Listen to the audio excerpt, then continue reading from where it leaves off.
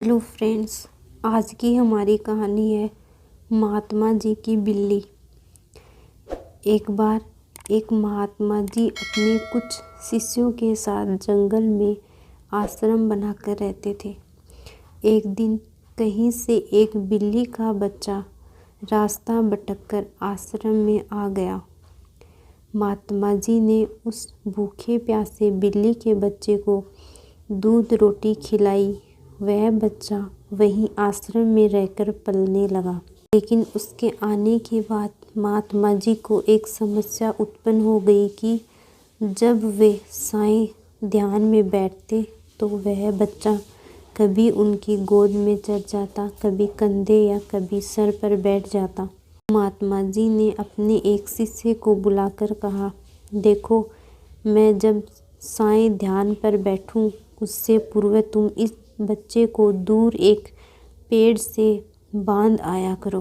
अब तो यह नियम हो गया। महात्मा जी के ध्यान पर बैठने से पूर्व वह बिल्ली का बच्चा पेड़ से बांधा जाने लगा। एक दिन महात्मा जी की मृत्यु हो गई तो उनका एक प्रिय काबिल शिष्य उनकी गद्दी पर बैठा। वह भी जब ध्यान पर बैठता तो उससे पूर्व बिल्ली का बच्चा पेड़ पर बांधा जाता। फिर एक दिन तो अनर्थ हो गया।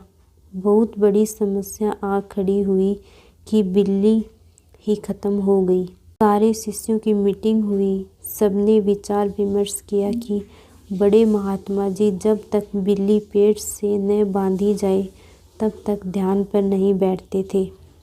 अतः पास के गांव से कहीं से भी एक बिल्ली लाई जाए। आखिरकार काफ़ी ढूंढने के बाद एक बिल्ली मिली, जिसे पेड़ पर बांधने के बाद महात्मा जी ध्यान पर बैठे।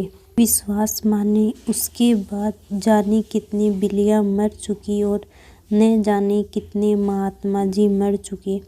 लेकिन आज भी जब तक पेड़ पर बिल्ली न बांधी जाए तब तक महात्मा जी ध्यान पर नहीं बैठते हैं। कभी उनसे पूछो तो कहते हैं, यह तो परंपरा है, हमारे पुराने सारे गुरुजी करते रहे, वे सब गलत तो नहीं हो सकते।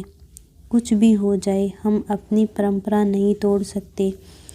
यह तो हुई उन महात्मा जी और उनके शिष्यों की बात, पर कहीं ना कहीं हम सबने भी एक नहीं अनेकों ऐसी बिल्लियां पाल रखी हैं। कभी गौर किया है इन बिल्लियों पर? सैकड़ों वर्षों से हम सब ऐसे ही और कुछ अनजाने तथा कुछ चंद स्वार्थी तत्वों द्वारा निर्मित परंपराओं के जाल में जकड़े हुए हैं।